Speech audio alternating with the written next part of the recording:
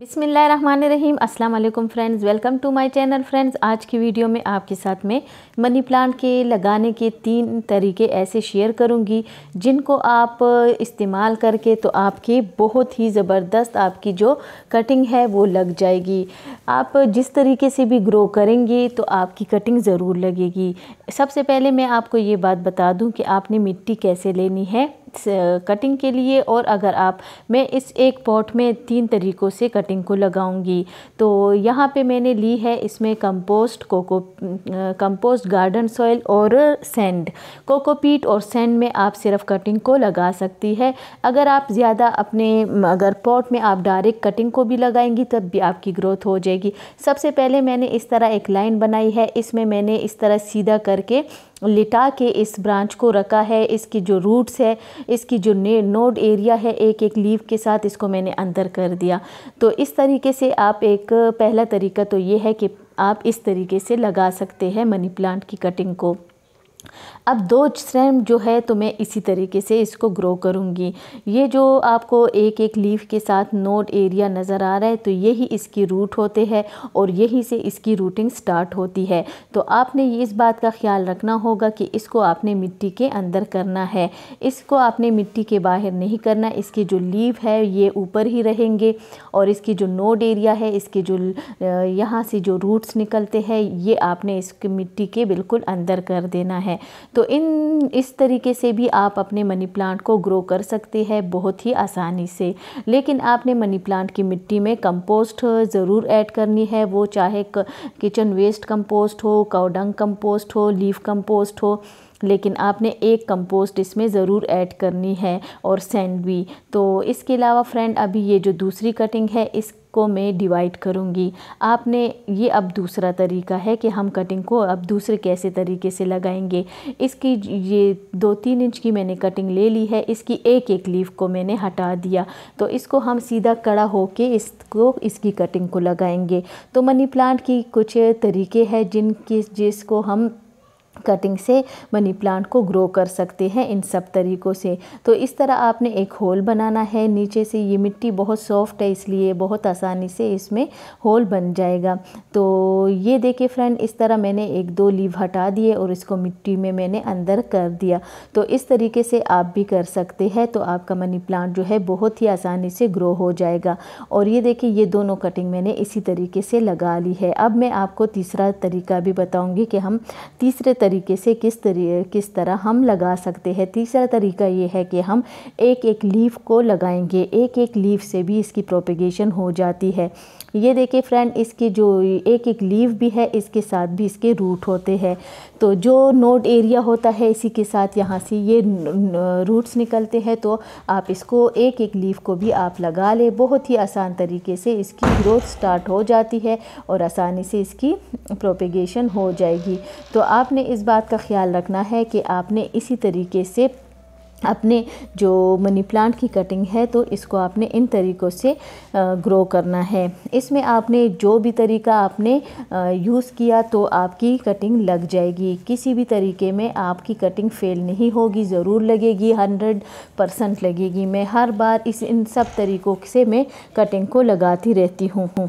और इसके बाद जब हम कटिंग को लगा लेंगे तो इसको यहाँ पे कुछ लोग मिस्टेक ये करते हैं कि उसको फिर जब कटिंग लगाते हैं तो उसको रोज़ पानी देते हैं। ये आप हमेशा बात याद रखें कि जब भी आप कटिंग को लगाएंगी तो आपने रोज़ पानी नहीं देना।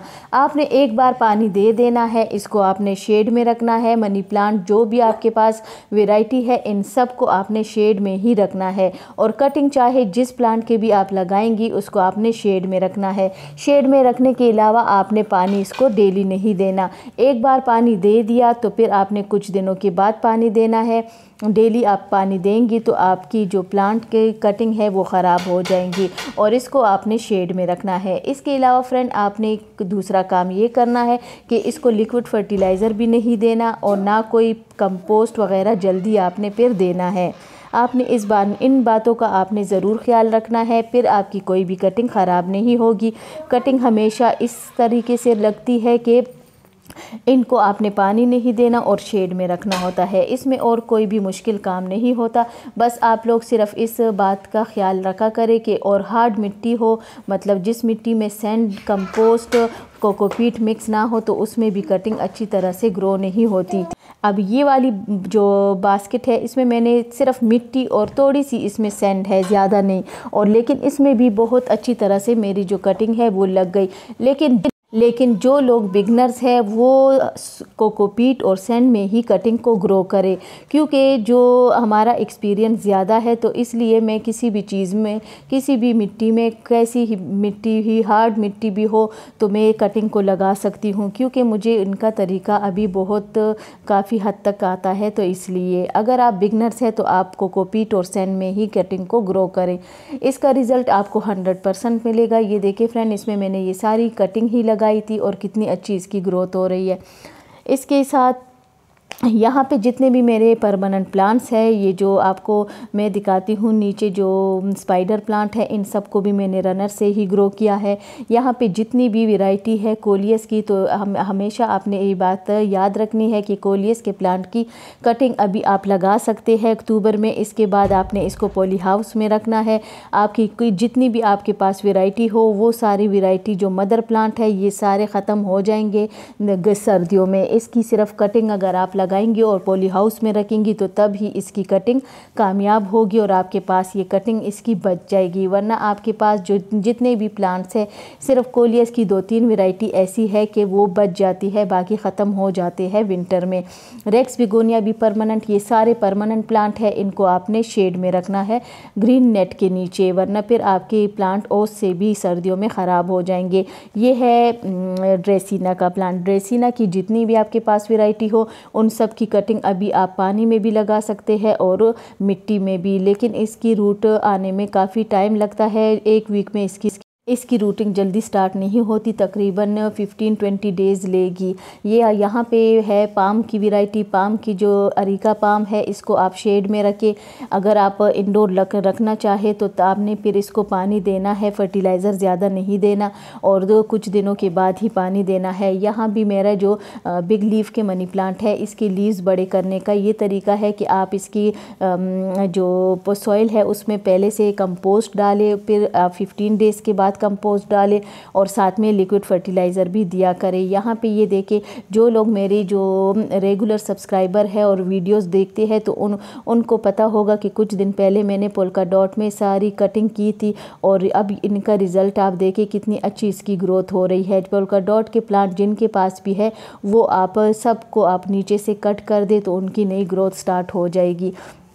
यहाँ पे ये देखिए फ्रेंड, ये कुछ दिन पहले ही मैंने इनकी कटिंग की थी, और सारी जो मैंने कटिंग लगाई थी वो भी ग्रो हो गई है। इसमें इसकी ब्रांचेस बहुत लंबी लंबी हो जाती है, और उसमें फिर फ्लावर्स निकलना स्टार्ट हो जाते हैं, प्लांट सारा ख़राब हो जाता है। तो इससे अच्छा है कि आप इसकी कटिंग कर ले, तो इसकी नई ग्रोथ स्टार्ट हो जाती है, जो पूरा विंटर आपके साथ फिर ये प्लांट रहेगा, और परमानेंट प्लांट है, ख़त्म नहीं होता।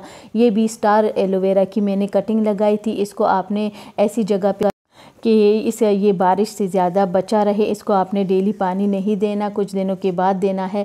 और ये हवर्तिया का प्लांट है, इसको भी आपने ज़्यादा पानी नहीं देना, इसलिए मैंने इसको पीछे रखा है।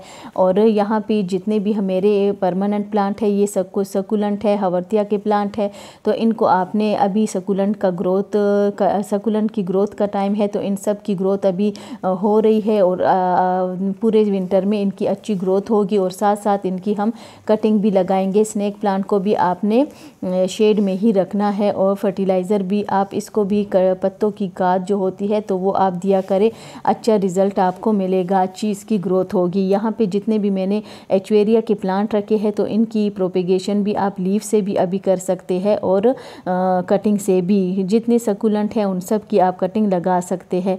यहाँ ये देखिए फ्रेंड, ये बहुत ही इसकी जल्दी ग्रोथ स्टार्ट हो जाती है। अभी इसका बहुत ही ज़बरदस्त टाइम है। अगर आप लीफ को रखेंगे तो इसकी ग्रोथ जल्दी स्टार्ट हो जाएगी, लेकिन लीफ को आपने हमेशा कोकोपीट पे ही रखने हैं, वरना फिर आपको ज़रा लेट रिज़ल्ट मिलेगा। ज़्यादा अच्छा रिज़ल्ट लेना है तो आपने कोकोपीट पे एचवेरिया के लीव्स को रखना है।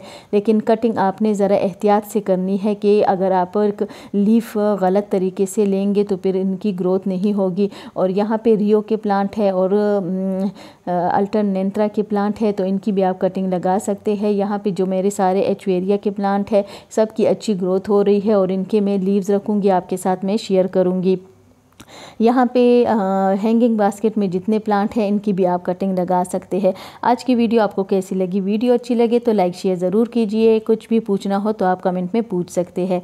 Thank you. अल्लाह हाफिज़।